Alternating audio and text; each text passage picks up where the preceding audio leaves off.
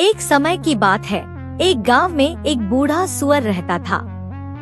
वह बहुत ही बुद्धिमान और चतुर था। उसके पास बहुत सारे बच्चे थे जिन्हें वह बहुत ही प्यार करता था। उसने अपने बच्चों को बहुत सारी चीजें सिखाई, जैसे कि जंगल में सुरक्षित रहना, खाना कैसे खोजना और दूसरे जानवरों के साथ अच्छे संबंध बनाए रखना।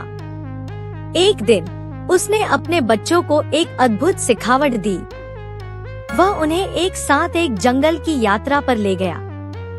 जंगल में वे बहुत सारे जानवरों से मिले, जैसे कि सियार, हिरण और मोर। उन्हें सभी के साथ अच्छे संबंध बनाए रखने का उपदेश दिया।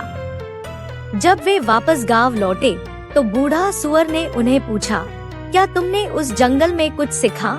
उनके बच्चों ने हंसते हुए कहा, हाँ पिताजी, हमने जंगल में जानवरों के साथ अच्छे संबंध बनाए रखने का सीखा। बूढ़ा सुअर ने उनसे पूछा, क्या तुमने देखा कि जंगल का राजा कौन है? उनके बच्चों ने हौसले से कहा, हाँ पिताजी, हमने देखा है कि जंगल का राजा शेर है। बूढ़ा सुअर ने मुस्कुराते हुए कहा, अच्छा, अब मैं तुम्हें एक कहानी सुनाऊंगा। यह जंगल की एक कहानी है जो तुम्हें आश्चर्यचकित कर देगी। उसने बच्चों को एक कहानी सुनाई जिसमें एक बहादुर गीदड़ ने एक हाथी को बचाया। उसके बच्चों ने कहा, पिताजी, हाथी को गीदड़ ने कैसे बचाया?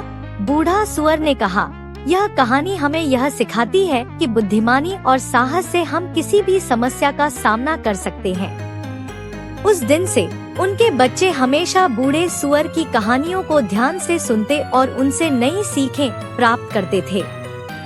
इससे न केवल उनकी शिक्षा होती थी, बल्कि उनकी मनोबल भी बढ़ता था और उस गांव में शिक्षा का महत्व भी समझा जाता था।